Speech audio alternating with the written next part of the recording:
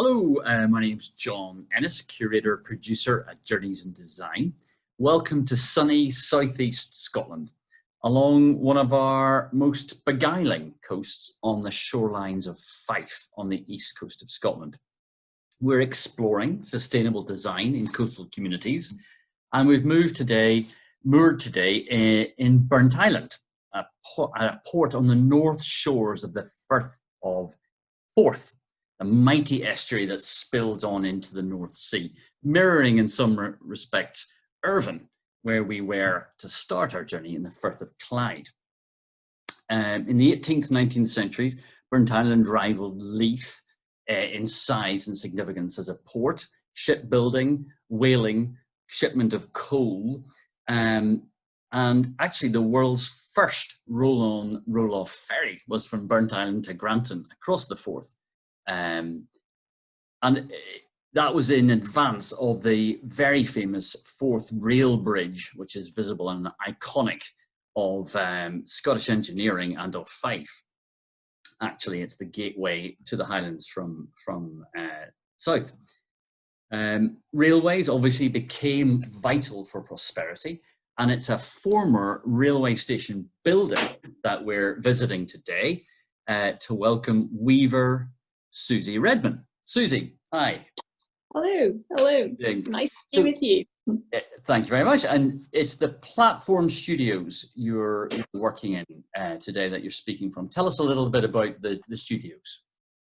It's a series of 5 studios. They look like a long row of cottages looking out across the marina and across the Firth of Forth. They were railway buildings. In fact, the studio that I'm in was once the ticket office. Okay. And yes, they were beautifully renovated by Fife Historic Buildings Trust, probably finished around about 2013. And so there are other artists, painters, jewelers also working in the Platform Studios. It's really beautiful and fairly unique setup for when I first visited. I'd never come across something like it, but it's another initiative that I think is going on in Fife.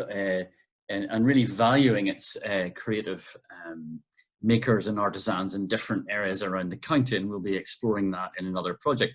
Now, we first met at a selling exhibition. I'd known of your work, and I was kind of keen to get to meet you for lots of reasons, and that was selling exhibition at Dovecot Studios in Edinburgh, curated by our mutual colleague, textile maestro collaborator, James.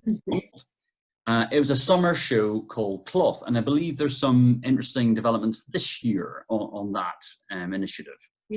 Yes, that's right. It's going to be largely an online show with international representation, but also representation from makers in the Dovecot studio itself. So 8 people with their stands, plus a piece of work from the rest of us. So it should be a good show, a good weekend. Great, that's wonderful. And they'll obviously limit the numbers so it's all kept safe. Obviously, I'm a big fan of the Dovecot and everything that happens there. They had a wonderful exhibition called Our Linen Stories last year.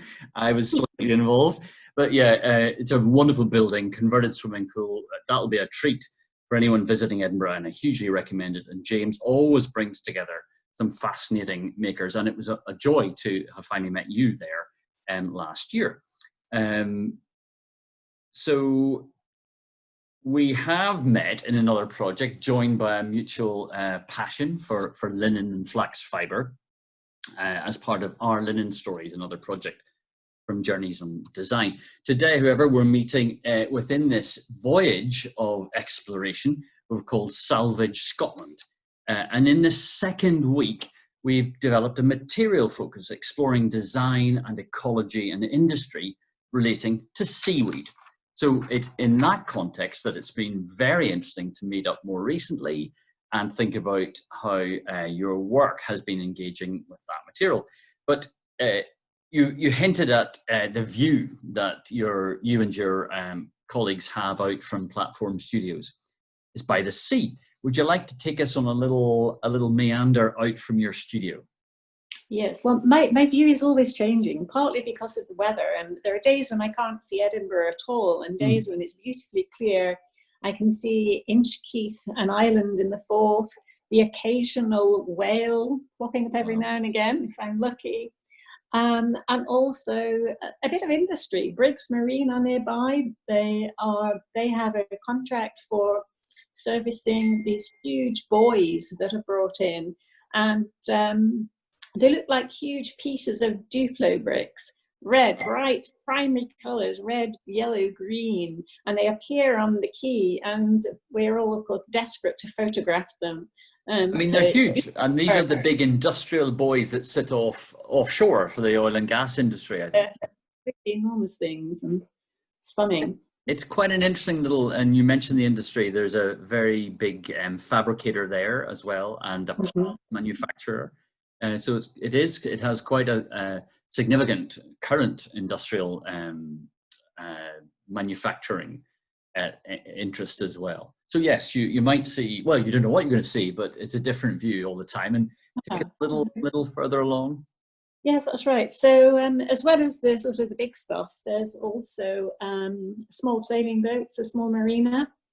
And if I walk along that harbour front, I find my way to the sea wall, and there the landscape then dramatically changes. A beautiful rocky coast with thrift growing in every crack imaginable, eider ducks, which are permanent visitors for us, the occasional grey seal, and beautiful lichen-covered rocks, and always changing. And then walking on a little bit further, I'll find my way to the beach, which is an absolute treasure trove. And most people have spent time on beaches collecting shells, but there's so much more.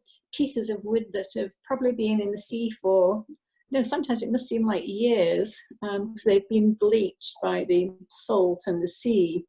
And in fact, today, as I was working with some linen, some fat linen that I've been using in a rug, and I was looking at the sheen on this unbleached linen, I was thinking, no, it's actually just like this sea-treated, limed almost wood. It's got that slight silvery shine to it. Yeah, wonderful.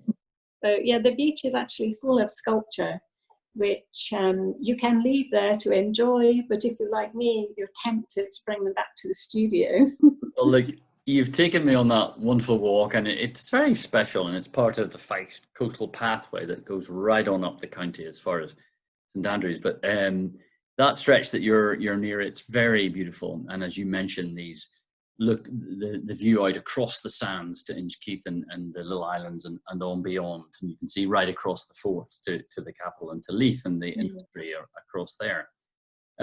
So if we talk a little bit then about your relationship with the sea and the coast and the shoreline in relation to your work, has it been, or I know it has been, an inspiration and an influence? How has that met your work? In two ways, I would say. When I'm doing more conventional weaving on my loom, my traditional floor loom. Susie, can I pause? I didn't mention very clearly that you're a hand loom weaver, and that's something I should have done at the start of the conversation. And your work is really remarkable. We'll talk a little bit about your practice at the moment. But yes, I beg your pardon, I've interrupted your flow there. So yeah, I have this beautiful wooden traditional Swedish loom, and I weave homewares and things to wear, and I love colour, and I'm always drawn to the northern light. I think we have very, very special light on this part of the coast, and our studio benefits from really good light. So I'm drawn to the greys and blues and ochres that are found on the seashore, and they influence some of the hand loom weaving. But I'm also interested in different types of yarn, different types of sustainable materials that we can use in weaving. So I generally use wool and linen, but tempted recently by my finds from the beach, particularly seaweed. Fantastic. So that has brought us together in that material. So you've mentioned colour and the particular light influence and how you're drawn to particular colours. Loom weaving. Do you think there's been a weave before we get on to material, has there been a weave structure? And I've always admired your work in how experimental it is and how you always are looking to do something different and push your own practice on. Do you think, or is it fanciful to think that the shoreline has influenced the weave structures that you work with? Yes, no, I think that's fair enough. I'm really interested in the history of the place where I work, and just looking at the ground beneath my feet and a little meadow between me and the beach, I find all sorts of things that are relics of the past. The 19th century tracks that are still lying in the ground there prompted a blanket weave, which I call tram lines. Oh, okay. So very, very direct influence from the surroundings. So the patterning of those lines. Yes, patterning of lines. Mm-hmm. Yeah. Fantastic. So that's part of patterning and weave that you're talking about. So if we think about your practice and the direct relationship of material, coastal material, you've been experimenting recently with that. Yes, yes. During lockdown, many of my daily walks were along the beach. And like I said before, we have the most beautiful white. And if you pick up the seaweed and sling it around, it catches the light. And especially a huge, broad piece of kelp, for example, shines blue, translucent, ochre in parts, or browns. And it's absolutely delectable and absolutely asking to be used as yarn. Wow. So you see, I'm thinking that's brave. But anyway, carry on. Yep. It stinks to high heaven when it's okay. And by using it. So take us through the process of, okay, this might work as a yarn. What am I going to do? So you were asking yourself those questions, and what sort of way did you approach that? Yeah, I had no idea how it was going to behave. So anyway, I collected a bucket load of kelp, mostly, and a bit of bladderwrack, and took it home, soaked it in a bucket of water for a couple of days until it was a little bit more pleasant smelling. And then I pegged it onto the wash line. And at this point, the sun is shining. Imagine this, and it's the light shining through the seaweed with trees behind it, and a beautiful sculptural thing. And I was tempted to actually leave it on the washing line. Okay. Rainy couple of days, which washed it further, and then Okay. a day of which dried the seaweed. So by this time, it's got to a more sort of crispy stage, and not at all flexible enough to weave with. But I found that if I just sprayed it with some water, left it for a minute or two, it was flexible again without being, too wet, and it was possible to weave with it. But what I was concerned about was actually preserving that translucence that I'd seen when I flung the seaweed around on the beach or when it was hanging on the wash line, and I didn't want to lose that light quality. So I needed to think about, what sort of warp I used and what sort of weave structure was going to really work to show the seaweed at its best. That has been the sort of next staging of the experiments then. So you've got this. Yes. I mean, I'm intrigued to think what it must have felt like and actually how it would meet your loom. You've got the warp obviously in. What sort of a yarn do you use for the warp?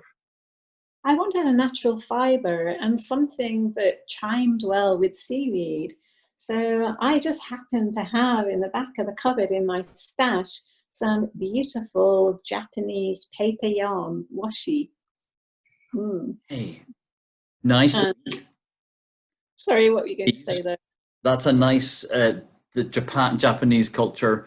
Seaweed is certainly part of that. Yes, that's right. Yeah. Fantastic. So it's a beautiful lightweight structure. There's place for light to shine through it and to make most of the seaweed. So I'm pleased with the result. Wonderful. And you've been kind enough to offer 2 panels for our Salvage Scotland mini exhibition at the end of this process. So fantastic. You mentioned lockdown there, and in speaking to many creative folk in this last few weeks and months, it's been a different experience for everyone.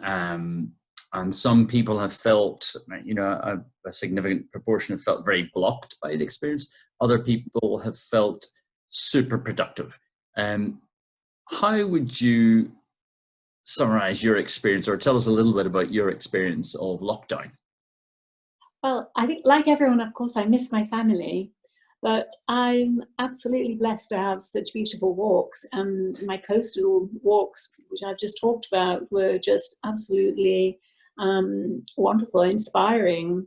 Towards the end of last year, you mentioned cloth. I'd worked really hard with cloth, and the show later on in the year in December, Glow, both at the Dovecot Studios. And I remember saying to a friend, I would really love a sabbatical.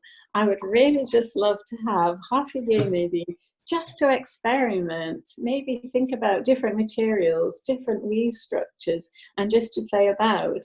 And so in a very kind of slow kind of way, I didn't feel as though I had to dash to get everything finished. I think, like a lot of people, I felt I had time on my hands and I could just take this at a nice working pace.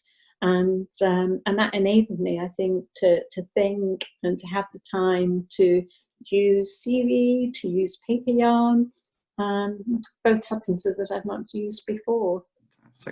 So that change in pace let you really have that time to be more reflective and to ease off the accelerated work that you've been doing for a particular instance. So yes. A wonderful advantage for you. And you do mention the coast, and you've been kind enough to take me on that particular walk, and it's very beautiful indeed. Well, look, really appreciate you taking time out today. And I have been lucky, as we've eased off our lockdown a little, to come and visit Burntisland and the boatyard. And we have a treat coming up with your good self and our colleague Akshata Makashi, who's based in Mumbai. We're going to do a little wild weaving in the boatyard. So that's coming up with you, Susie. But thank you very much for your time today and for telling us about your practice. We look forward to the big reveal, to have a look at your panels at the end of the exhibition. Well, it's a great pleasure. Thank you. Lovely to see you.